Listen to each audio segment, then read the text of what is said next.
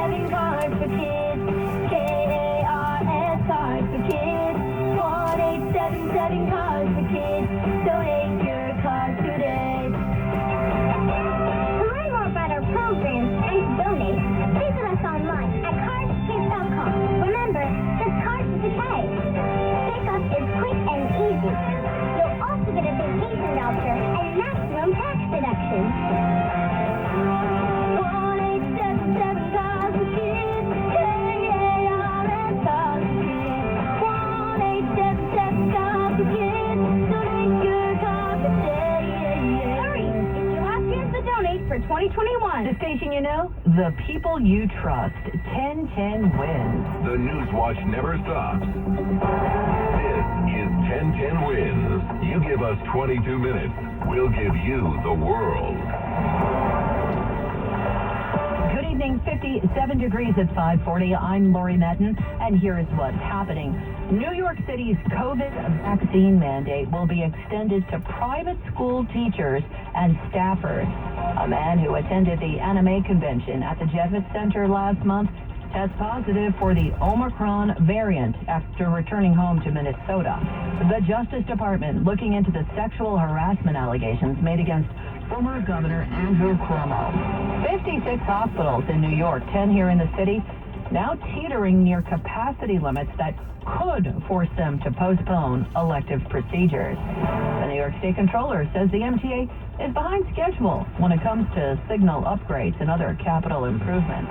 On Wall Street, the Dow closed way up today, 617 points. The Nasdaq up 127 points. The S&P rising 64 points. 1010 Wins AccuWeather says clearing tonight, low 42 here in the city, partly sunny and blustery tomorrow, high 46, but the real feels will be in the 30s. With news on 541, time now for traffic and transit. Here's Greg Rice.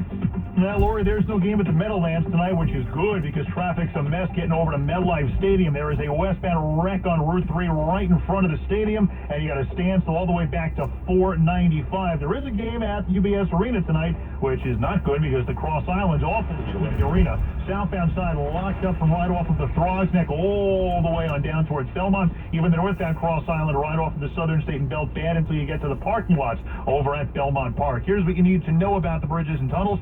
Citybound George upper level is going to run you 45 to 60, 30 to 45 on the inbound lower. Nothing easy out. And then outbound upper level, you got a crash knocking out a lane. So once you get the chance to make the choice, you go low. Lincoln Tunnel into the city, still 30 to 45 minutes and about 45 to 60 out. Over an hour at the outbound Holland, 30 to 40 in from the Skyway. Better, though, not perfect, off of the New Jersey Turnpike at this hour. Westchester County, the westbound Cross County, southbound Sawmill into the Bronx. All of that's one big crawl. Deegan southbound extremely tough from Van Cortlandt Park on down, even with that earlier wreck gone. Mario Cuomo Rockland bound is slow, as is the northbound Thruway, getting up to the Palisades and on the northbound Palisades Parkway. Absolute standstill from right around Orangeburg, getting past the New York State Thruway.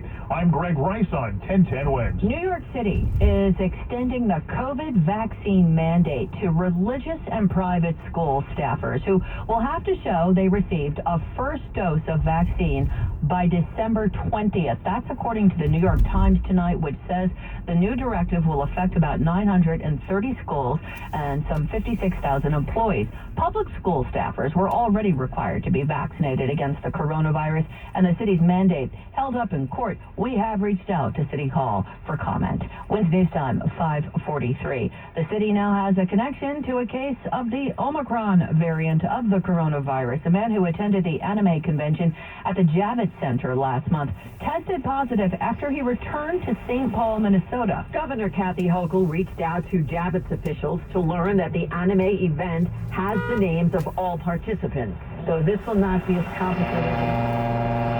Everyone had to be vaccinated in order to participate in the first place. They will initiate contact tracing and ask those who attended to get tested. Hochul says there's still more to learn about this variant, and there is concern about rising infection rates in some parts of the state. I will always deal with the facts in front of me. She says there's no need to panic. She wants more people to get vaccinated, explaining this is a tool we didn't have before, and it can prevent severe illness and death.